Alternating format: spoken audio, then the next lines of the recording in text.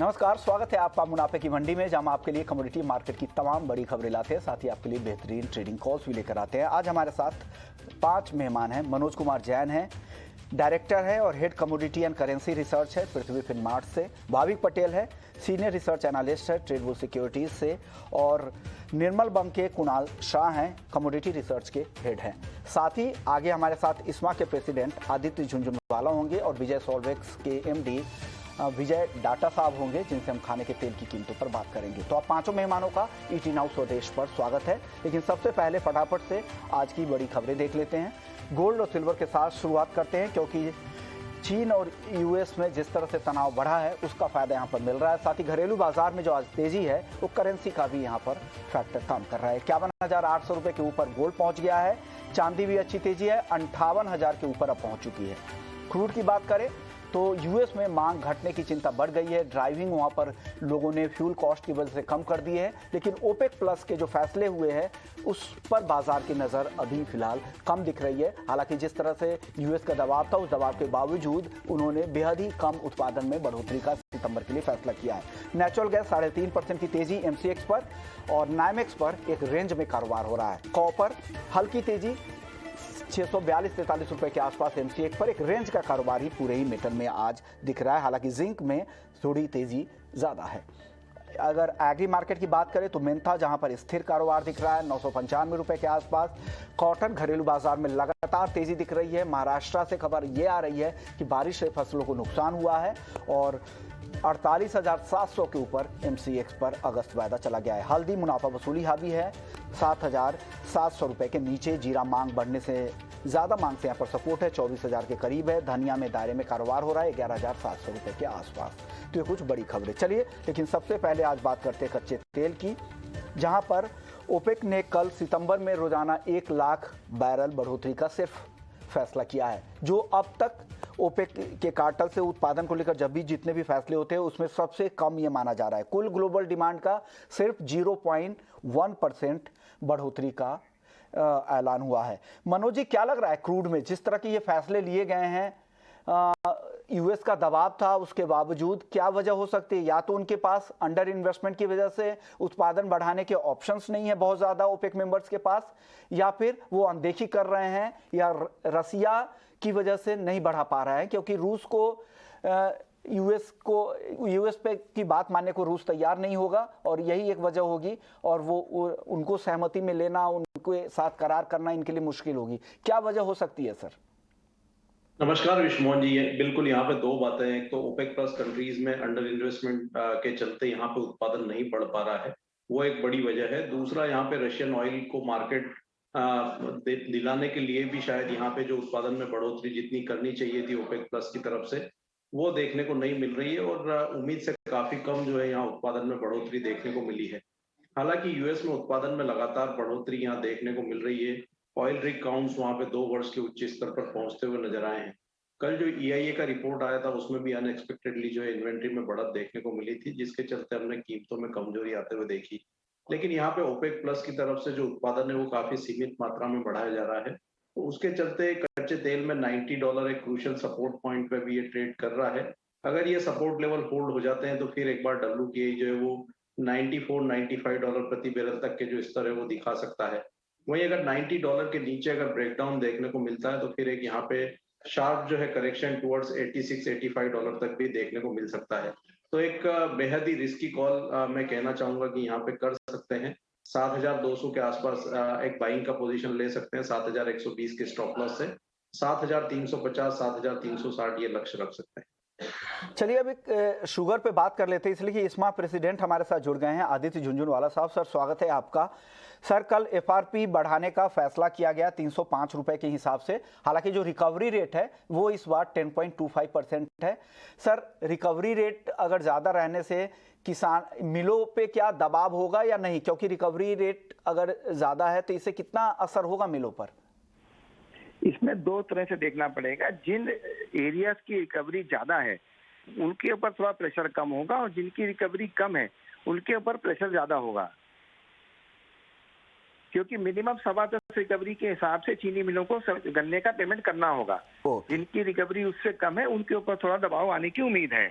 Okay okay sir, लेकिन एक खबर ये भी आ रही कि 9.5% से कम अगर रेशियो है चीनी उत्पादन का, अगर यानी रिकवरी 9.5% से कम है तो उनके लिए फिक्स 284 रुपीज का पर क्विंटल के हिसाब से पेमेंट किया जाएगा किसानों को। हाँ, बिल्कुल सही है, जैसा आपने बताया ये बिल्कुल सही खबर है। एफआरपी अगर 0.1%, हर एक 0.1% पे क्या 3 रुपए 5 क्या एफआरपी भी बढ़ जाएगी रिकवरी के हिसाब से और घट भी जाएगी? हाँ, अगर रिकवरी कम हुआ तो हाँ, ये एडजस्टमेंट होगा उसका। 0.1 रिकवरी होने से उसकी बढ़ोतरी भी होगी और रिकवरी कम होने से उसकी कटौती भी मिलेगी मिलों को। सर, मौजूदा एमएसपी पर मिलों के लिए, क्योंकि आप मिलों को भी यहाँ पर रिप्रेजेंट कर रहे हैं, उनके लिए कितना मुश्किल है करंट एमएसपी पर इस एफआरपी को पेमेंट करना किसानों को? क्योंकि उनकी जो पेमेंट है 14 दिनों के भीतर करना पड़ता है या ऑप्शन होता है इंस्टॉलमेंट में भी पेमेंट करने का? नहीं, नियमतः 14 दिन में पेमेंट करना है। और अगर आप इस बात को देखें कि सरकार ने जब ये एफआरपी लागू की थी उसी समय ये नियम बनाया था कि हर साल एफआरपी का जब भी रिव्यू होगी साथ साथ में उसी तरह से एमएसपी की भी बढ़ोतरी होगी। लेकिन विगत 3 वर्षों से एफआरपी की बढ़ोतरी तो हो रही है लेकिन एमएसपी पे बढ़ोतरी नहीं हो रही है। ओके सर, तो इस बीच के जो कॉस्ट अगर का जो नुकसान होगा चीनी मिलों को, उसकी भरपाई कैसे होगी? चीनी मिलों पे बहुत इसका नेगेटिव असर आएगा और साथ में ये सरकार को सोचना होगा कि अगले साल से जब तक चीनी मिलें स्ट्रांग नहीं रहेंगी इसकी बढ़ोतरी से कम 4,000 करोड़ रुपए का चीनी मिलों पर आर्थिक एडिशनल बर्डन आएगा। ओके सर, एक और सवाल, ओएमसीज को जो ये बेचेंगे, जो डाइवर्जन जाएगा, क्या उनके लिए किस तरह के रेट्स होंगे? क्या एफआरपी की तर्ज पे जो गन्ना किसानों को जैसे भुगतान, तो इनका पेमेंट कैसे मिलेगा? ओएमसी से क्या वो कॉस्ट निकल पाएगा? नहीं, अभी आज ओएमसी से हम लोग फिर रिक्वेस्ट करेंगे कि ओएमसी भी एफआरपी के बढ़ोतरी के बाद इस तरह की रेट हमको हमारी रॉ मटेरियल में बढ़ोतरी हुई है उसी प्रकार से सरकार को चीनी के रेट और एथेनॉल के दोनों के रेटों में बढ़ोतरी करनी पड़ेगी। ओके सर, नए सीजन की एफआरपी के हिसाब से कितना एमएसपी की मांग आप कर रहे हैं मिलों की तरफ से? हमने 36 रुपए की एमएसपी की मांग करी है सरकार से। ओके, 36 रुपए में सर किस तरह के मार्जिन फिर इन लोगों के लिए यहाँ से हो पाएगा? क्या फिर वो प्रॉफिटेबल बिजनेस होगा उनके लिए, मिलों के लिए? हाँ, क्योंकि हमारा कॉस्ट ऑफ प्रोडक्शन आता है 35 और 36 के बीच में डिपेंडिंग अपॉन द रिकवरी। तो इस तरह को हमने ध्यान में रखते हुए सरकार से 36 रुपए एमएसपी की मांग करी है। ओके, यानी किसी तरह से 36 रुपए एमएसपी चाहिए ताकि मिलों के लिए लॉन्ग टर्म में बेहतर तरीके से काम कर पाए। उससे किसान का भुगतान भी सही समय पे हो पाएगा और मिल भी सक्षम होगी ताकि उसी प्रकार से एथेनॉल के प्लांट्स की बढ़ोतरी हो सकेगी। ओके सर, एक्स मिल प्राइस जो बढ़ गए थे, क्या इससे फायदा नहीं होगा? एमएसपी की जरूरत पड़ेगी? देखिए, आपको पूरे साल का एक एवरेज प्राइस देखना होगा और जो इस समय के प्राइस आप कह रहे हैं जो 50 रुपए पर बैग बढ़े हैं वो लास्ट ईयर के मुकाबले देखें तो आज भी हम 150 रुपए पिछले साल से पीछे हैं। ओके सर, अब एक्सपोर्ट इस साल बहुत अच्छा हुआ है, ओएमसी से भी इनफ्लो बहुत अच्छा है, तो ऐसे में क्या वो उस मार्जिन का इस्तेमाल देश के किसानों के लिए नहीं होना चाहिए? नहीं, जो आप एवरेज अगर आप देखेंगे तो एवरेज आज भी हमारा टोटल पूरे इंडिया का अगर आप एवरेज देखिए सेल प्राइस तो 34.5 रुपए ही हमको प्राप्त हुआ है। ओके, ऑन एन एवरेज में तो वो भी कॉस्ट से कम ही हो रहा है। चलिए, मैं ये जानना चाह रहा था। और सर, दूसरी एक और चिंता, कई मिलों से बात होती है तो वो उनका एक कहना ये भी है कि क्रशिंग से पहले और जो बिकने के समय के बीच का जो पीरियड होता है वो काफ़ी लंबा पीरियड होता है। भुगतान तो गन्ना किसानों को हाथों हाथ करना पड़ता है, 14 दिन तो बहुत ज़्यादा वक्त होता नहीं है। तो क्या इससे इनको नुकसान हो रहा है क्या? क्योंकि इंटरेस्ट पेमेंट वगैरह, इंटरेस्ट आउटगो तो बैंकों का जाएगा ही। हाँ, और जिस तरह से अगर आप देखें आरबीआई का जिस तरह से ब्याज की बढ़ोतरी हो रही है वो भी एक चीनी मिलों पर एडिशनल बर्डन आएगा। लास्ट ईयर से इस साल का कम से कम 1 से 1.5% चीनी मिलों पर एडिशनल इंटरेस्ट का बर्डन आने वाला है। ओके सर, शुक्रिया सर झुंझुनवाला सर, आपने वक्त निकाला एक बार फिर से। आगे भी आपसे बात होगी फिर से। चलिए आगे बढ़ते हैं और फिर से वायदा बाजार की ओर लौटते हैं। हमारे साथ कुणाल जी भी जुड़ गए हैं और भाविक हैं। कुणाल जी, क्रूड की हम बात कर रहे थे, ओपेक के फैसले जिस तरह से हुए हैं, लग रहा है 1 लाख बढ़ोतरी, ये मामूली बढ़ोतरी, अब तक की सबसे कम बढ़ोतरी है। इस फैसले को किस तरह आप देख रहे हैं?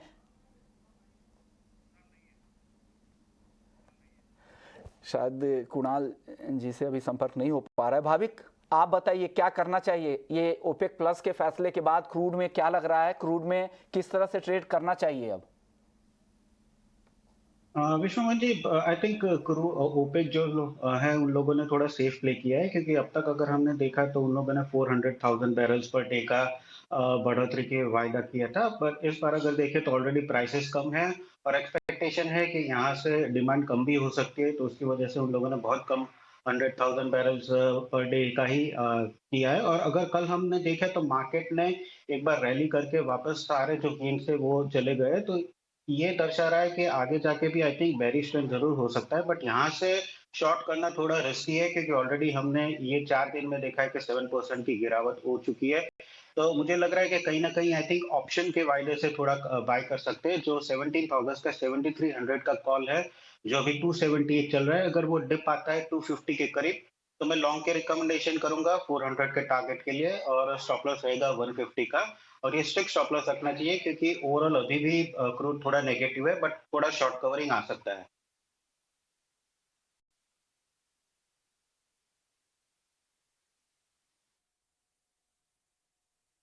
आज एक अहम बैठक होने वाली है।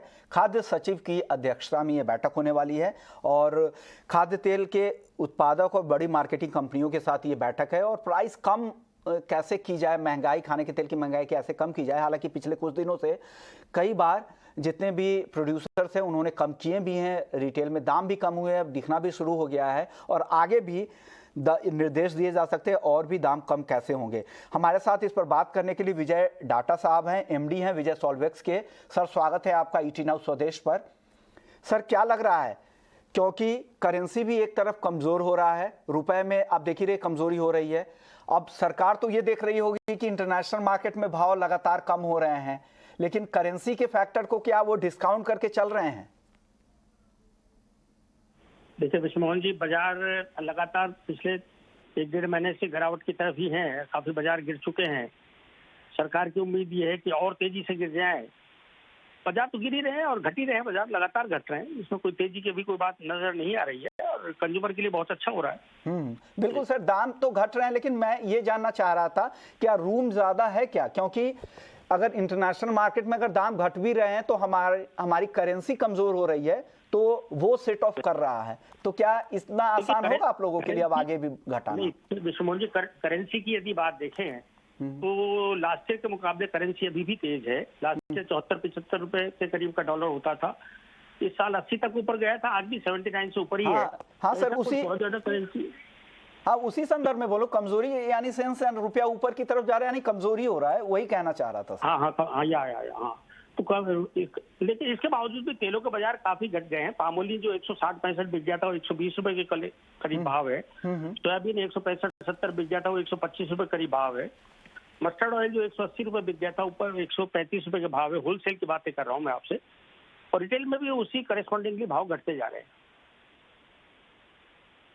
सर, लेकिन अब आपको लग रहा है कि कितना नीचे और हो सकता है? खाने का तेल कितना और सस्ता हो सकता है? देखिए, पामोलिन में गुंजाइश ज्यादा है, क्यों? लेकिन पामोलिन में थोड़ी लॉजिस्टिक्स प्रॉब्लम्स आ रही है। इंडोनेशिया गवर्नमेंट की तरफ से लाइसेंसिंग वगैरह का थोड़ा सा सख्ती ज्यादा है और कुछ शिप्स वगैरह की शॉर्टेज है। इसकी वजह से इंडिया में थोड़ी सप्लाई टाइट हो गई है। रेडी में पाम की शॉर्टेज है। पाम अगर थोड़ा सा ज्यादा आ जाएगा तो इसके भाव में 10-15 रुपए लीटर और घटने की जल्दी संभावना है। तो सर, मस्टर्ड में कितनी गिरावट की उम्मीद आप कर रहे हैं? यहाँ से और कितनी कमजोरी आ सकती है? क्या मस्टर्ड में उपाय है, क्योंकि अब तो अराइवल सीजन भी वहां पे खत्म हो गया? नहीं, मस्टर्ड में इस समय अब कोई घटने के चांसेस ज्यादा नहीं है। देखिए, बात यह है कि मस्टर्ड का इस समय ऑफ सीजन शुरू हो गया है और मस्टर्ड की बिजाई भी अभी 2 महीने बाद शुरू होगी, 1-1.5 महीने बाद। तो मस्टर्ड में अभी कोई कारण मंदे का ज्यादा नजर नहीं आता है। मस्टर्ड इन भाव में कस्टमर के लिए, कंज्यूमर के लिए काफी सेटिस्फैक्टरी भाव है और इन भावों में अच्छी खपत हो रही है सरसों तेल की।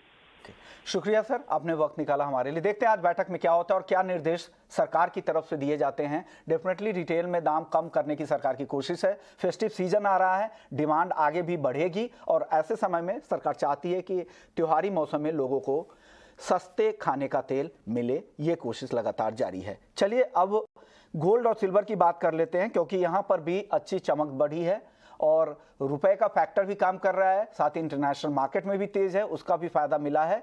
हालांकि जो करंट मंथ का ये कॉन्ट्रैक्ट है जो जिसकी कल एक्सपायरी है उससे बाजार अभी नीचे दिख रहा है, लेकिन अगर आप अगले कॉन्ट्रैक्ट या अक्टूबर के दाम अगर देखेंगे तो वहां पर 400 रुपए के आसपास की गोल्ड में तेजी दिख रही है और चांदी भी करीब करीब 400 रुपए तेज है, 58,000 के बेहद करीब है। मनोज जी, क्या लग रहा है गोल्ड और सिल्वर में ये तेजी आपको आगे बढ़ती दिख रही है? और गोल्ड यहाँ पे एक दायरे में ट्रेड कर रहा है विश्व मोहन जी, लेकिन हमने देखा है कि जिस तरह से जियोपॉलिटिकल टेंशन इमर्ज हुए हैं तो उसके चलते फिर एक बार सोने में सपोर्ट जो है वो आते हुए नजर आए हैं। इंटरनेशनल मार्केट में जो अभी एक्टिव कॉन्ट्रैक्ट है दिसंबर कॉन्ट्रैक्ट, वहां फिर हम एक बार कीमतों को 1810 डॉलर तक जो है जाते हुए देख रहे हैं। तो उस लिहाज से भारतीय बाजारों में 52,000 तक के स्तर यहाँ पे संभावित है। पर चूंकि हम लोअर लेवल से एक अच्छी रैली यहाँ पे देख चुके हैं और रुपये में भी वीकनेस देखने को मिली थी जिसके चलते भारतीय बाजारों में सपोर्ट थे, तो वर्तमान लेवल पर बाइंग का रिकमेंडेशन नहीं रहेगा। अगर थोड़ा डिप मिलता है कहीं भी 51,600 550 के आसपास तो वहां बाइंग कर सकते हैं। 51,400 के नीचे का स्टॉप लॉस लगाकर ऊपर में 52,000 तक के लक्ष्य के लिए। लेकिन आज अगर इंट्राडे की बात करें तो यहाँ पे सिल्वर थोड़ा ज्यादा ठीक लग रहा है। कल यूएस के जो आईएसएम मैन्युफैक्चरिंग आईएसएम सर्विसेज के जो नंबर हैं वो काफी अच्छे आए थे और उसके बाद हमने देखा है कि जो ओवरऑल बेस मेटल पे कि वहां पे फिर एक बार थोड़ा सुधार देखने को मिल रहा है। तो आज चांदी में यहाँ पे 57,550 के स्तर मिले तो वहां बाइंग करके चलना चाहिए। ऊपर में 58,200 58,500 तक के लक्ष्य यहाँ रखे जा सकते हैं। एक स्टॉप लॉस यहाँ पे जो है 57,200 का लगाकर चलना चाहिए।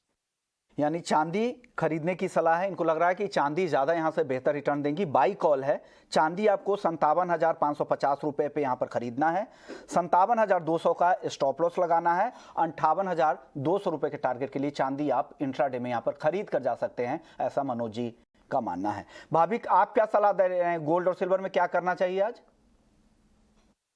देखिए, मुझे भी बाई लग रहा है। ऑलरेडी जैसे हमने सुना है कि आई थिंक थोड़ा ओवरबोट जरूर है, तो थोड़ा डिप आता है तो वहां से बाय कर सकते हैं, क्योंकि कल भी अगर हमने देखा था तो सोने में थोड़ा रिस्क ऑफ सेंटीमेंट आ चुका था। और दूसरी बात तो ये थी कि कल यूएस की ट्रेजरी यील्ड थी जो 18 बेसिस पॉइंट मतलब इंट्राडे हाईएस्ट था 5 साल में।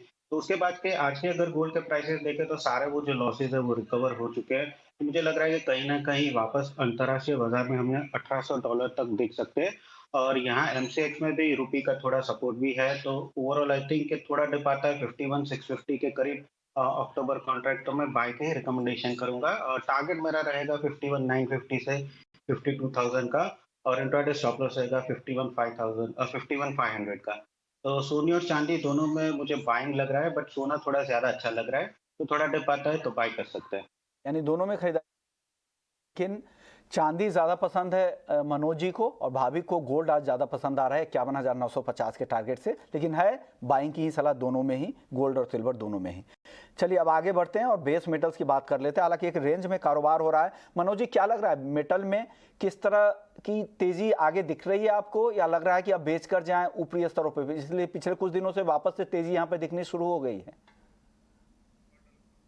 देखने को मिल रहा है, लेकिन हम देख रहे हैं कि जो ओवरसोल्ड जोन में आ चुका था ओवरऑल बेस मेटल कॉम्प्लेक्स, वहां से बाहर निकलता हुआ दिख रहा है। कल यहाँ पे जो जर्मनी के जो ट्रेड बैलेंस के नंबर से वो भी एक बार वापिस से जो है बढ़कर आए हैं, और यूएस के जो आईएसएम सर्विसेज के नंबर्स थे वो भी उम्मीद से बेहतर थे। तो एक सपोर्ट यहाँ पे ओवरऑल बेस मेटल बैग में लोअर लेवल पर देखने को मिल रहा है। हालांकि बहुत बड़ी तेजी की गुंजाइश नहीं है क्योंकि डॉलर इंडेक्स अभी भी मजबूत है। लेकिन मेरा मानना है कि इंट्राडे में कॉपर में 640 641 के अगर स्तर मिले तो बाय करना चाहिए। 634 के स्टॉप लॉस से ऊपर में 652 से 655 तक के लक्ष्य यहाँ रखे जा सकते हैं। ओके, तो थोड़ा डीप मिले तो कॉपर में बाय करके चले। ओके, आपकी टॉपिक क्या होगी मेटल में भाविक?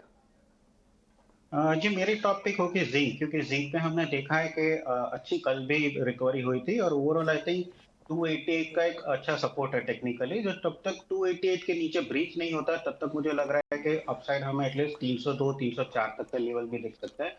आज इंट्राडे ऑगस्ट कॉन्ट्रैक्ट अगर 294.50 के करीब डिप आता है तो 298 के टारगेट से मैं लॉन्ग के रिकमेंडेशन करूंगा, और इंट्राडे स्टॉप लॉस रहेगा 292 का। ओके, तो ये दो कॉल इनकी तरफ से भाविक के लिए। जिंक यहाँ पर 294 पर आपको खरीदना है 298 के टारगेट के लिए। चलिए अब कुणाल जी भी हमारे साथ है, गोल्ड और सिल्वर पर उनसे वापस से बात कर लेते हैं। कुणाल जी, आपने पिछले हफ्ते आज के ही दिन टारगेट दिया था 2,000 रुपये ऊपर का, अगले ही दिन चांदी उस टारगेट को मीट कर गई थी और गोल्ड में भी 1000 रुपए तक की तेजी देखने को मिली थी। अब क्या लग रहा है, इन स्तरों पर क्या करना चाहिए? आज फिर से चांदी 58,000 के करीब है और गोल्ड भी 52,000 के बेहद करीब है। क्या करना चाहिए यहाँ पर? आई थिंक अभी भी गोल्ड में बाय डिप्स की रणनीति अपनानी चाहिए। ये जो जियोपॉलिटिकल टेंशन चालू हो गया है चाइना ताइवान के बीच में, इसका प्रीमियम गोल्ड में स्पेशली बिल्ट होगा। सो 51,600 के आसपास अक्टूबर कॉन्ट्रैक्ट में बाय कर सकते हैं आप 51,900 के टारगेट के लिए, और अराउंड 51,450 का स्टॉप लॉस रखिए। सिल्वर भी 57,500 के आसपास बाय कर सकते हैं 58,200 300 के टारगेट्स के लिए, और 56,950 का स्टॉप लॉस रखिए। सो गोल्ड और सिल्वर दोनों में रणनीति बाय डिप्स की रखनी चाहिए।